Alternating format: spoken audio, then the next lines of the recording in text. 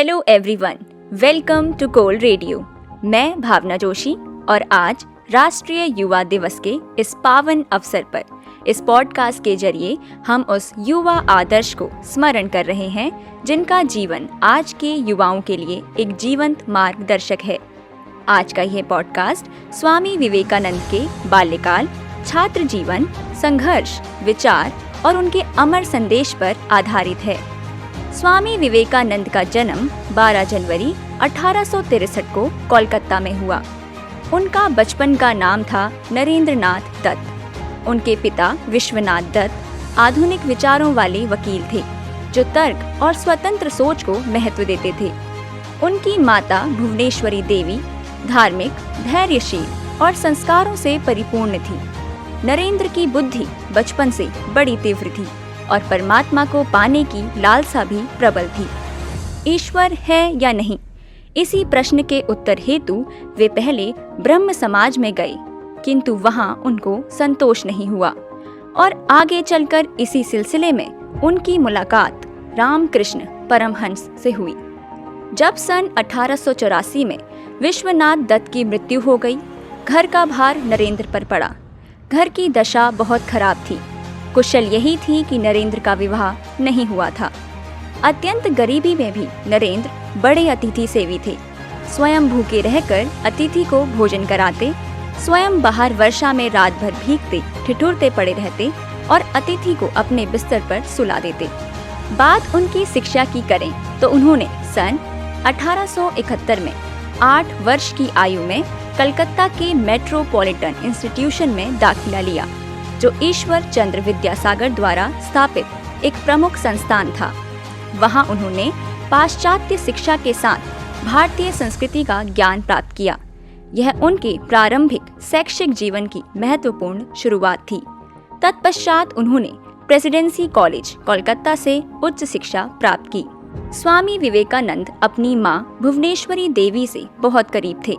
उन्हीं की शिक्षाओं से प्रेरित होकर विवेकानंद बचपन से ही नैतिक साहस के लिए प्रसिद्ध थे। शिक्षकों से असहमति होने पर भी वे अपने विश्वासों पर दृढ़ रहते थे और सजा सहने को तैयार रहते। यह गुण उनके जीवन भर के सत्य, निष्ठा और निडरता का आधार बना। वह पढ़ते वक्त कई सवाल किया करते थे और रटने पर बिल्कुल भी भरोसा नहीं करते थे। चाहे दर्शन हो, इतिहास, विज्ञान, अंग्रेजी, साहित्य या संगीत, हर विषय में उनकी गहरी रुचि थी। वे बेहतरीन गायक भी थे और जैसा मैंने पहले बताया कि वे तर्क वितर्क में अपने प्रोफेसरों को भी चुनौती दे दिया करते थे। लेकिन उनके जीवन का सबसे बड़ा प्रश्न था, क्या ईश्वर केवल एक धारणा है या वास्तविक सत्य? छात्र जीवन के दौरान नरेंद्र नाथ कई धार्मिक सभाओं और विद्वानों से मिले। उन्होंने सबसे एक ही प्रश्न पूछा, क्या आपने ईश्वर को देखा है? जब उन्हें कोई प्रत्यक्ष उत्तर नहीं मिला तो वे मानसिक द्वंद्व में पड़ गए। कभी कभी वे नास्तिकता के करीब भी पहुंच गए, लेकिन उनके भीतर सत्य की खोज और भी तीव्र होती गई। यही खोज उन्हें रामकृष्ण परमहंस तक ले गई। जब नरेंद्र ने वही प्रश्न रामकृष्ण परमहंस जी से भी पूछा कि क्या आपने ईश्वर को देखा है, तो उन्होंने कहा, हाँ, मैंने ईश्वर को उसी तरह देखा है जैसे मैं तुम्हें देख रहा हूँ। यह उत्तर नरेंद्र के छात्र जीवन का सबसे निर्णायक क्षण बन गया और यहीं से शुरू हुई एक जिज्ञासु छात्र की आध्यात्मिक योद्धा बनने की कहानी। सन 1886 में गुरु परमहंस जी के देहांत के बाद नरेंद्र नाथ ने संन्यास लिया और वे कहलाए स्वामी विवेकानंद। और फिर उन्होंने पूरे भारत की यात्रा की। इस दौरान गरीबी, अज्ञान और सामाजिक अन्याय ने उन्हें झकझोर दिया। उन्होंने निश्चय किया, पहले युवाओं को जागृत करना है और फिर राष्ट्र को उठाना है। सन 1893 में शिकागो में विश्व धर्म परिषद हो रही थी। स्वामी विवेकानंद जी उसमें भारत के प्रतिनिधि के रूप में पहुंचे।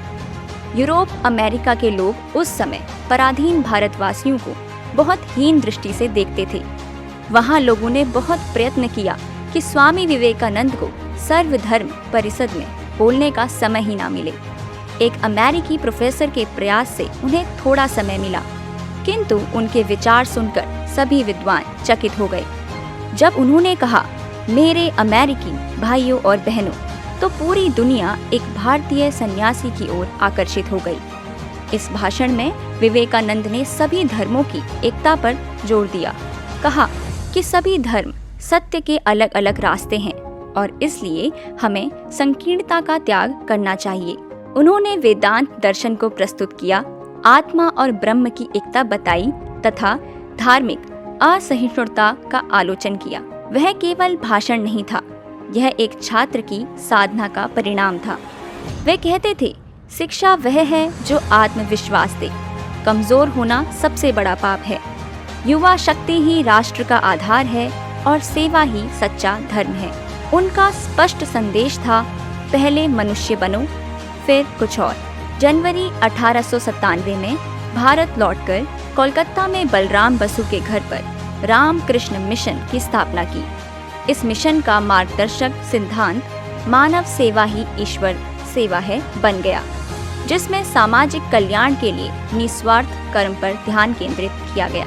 4 जुलाई 1902 केवल 39 वर्ष की आयु में स्वामी विवेकानंद महासमाधि में लीन हो गए, लेकिन उनके विचार आज भी हर छात्र, हर युवा और हर भारतवासी के साथ हैं। स्वामी विवेकानंद हमें यह सिखाते हैं कि एक जिज्ञासु छात्र भी विश्व गुरु बन सकता है। मैं इस पॉडकास्ट का समापन उनके इन अमर शब्दों से करती हूँ, उठो, जागो और तब तक मत रुको जब तक लक्ष्य की प्राप्ति न हो जाए। मिलते हैं अगले पॉडकास्ट में। मैं भावना जोशी और आप सुन रहे थे कोल रेडियो।